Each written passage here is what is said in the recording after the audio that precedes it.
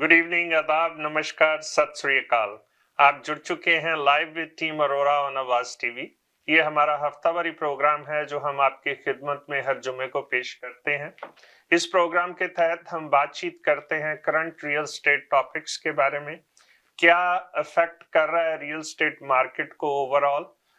इस गुफ्तगू में आज हमारे साथ हमारी टीम है। सबसे पहले मैं टीम का तारुफ आपसे करवा दूं। मेरे साथ हमेशा की तरह हमारे broker of record Parveen Arora, हमारी रीसेल स्पेशलिस्ट पुनीत और हमारी resale specialist Mehak. Welcome to the show ladies and gentleman. Thank you ji. So Parveen ji, अभी हॉल में ही फेडरल बजट जो है वो पेश किया गया है। काफी कुछ प्रॉमिस किया गया है।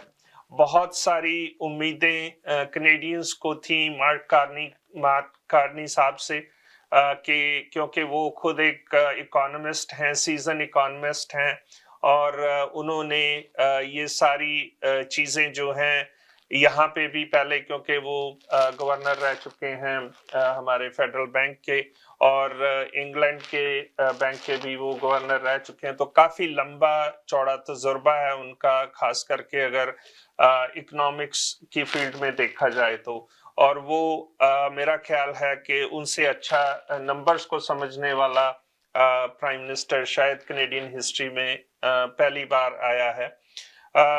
तो सबसे पहले तो थोड़ी सी बात करते हैं हम लोकल, जैसे हमारा रियल स्टेट बोर्ड है, टोरंटो रियल स्टेट बोर्ड, हर महीने आजकल के दिनों में शुरू में महीने के शुरुआत में पिछले महीने के स्टैट्स जो है वो पब्लिश करता है।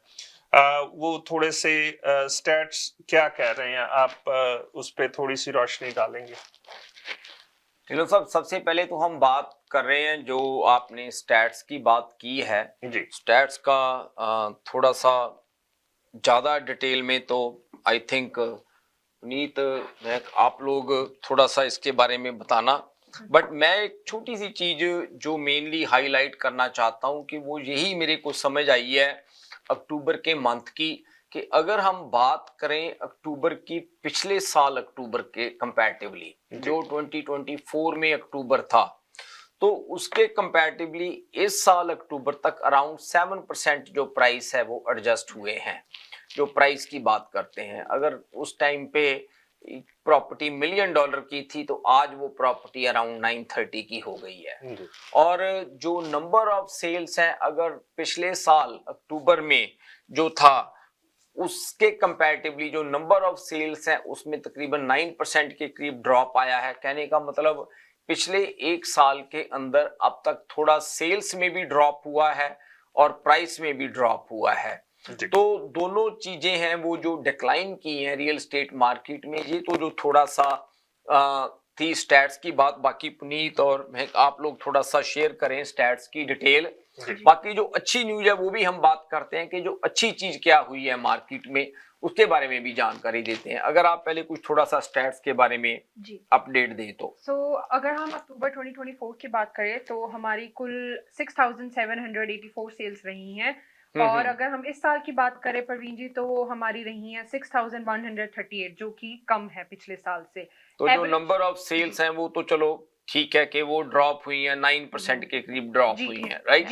जी ठीक है। और हम प्राइस की बात करें वो भी 7% डाउन है पिछले साल से। पिछले साल हमारा रहा है एवरेज प्राइस 1,135,000, बल्कि इस ईयर हमारा रहा है 1,054,000।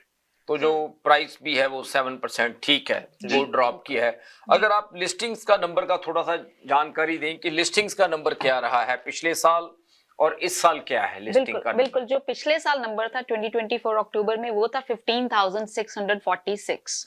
15,646। तो ये आप बात कर रहे हैं पूरे जीटीए में। जी, लिस्टिंग्स का नंबर हम इसलिए बात कर रहे हैं कि 15,646 घर अवेलेबल थे सेल के लिए पिछले साल। और इस साल कितने अवेलेबल हैं? 16,169।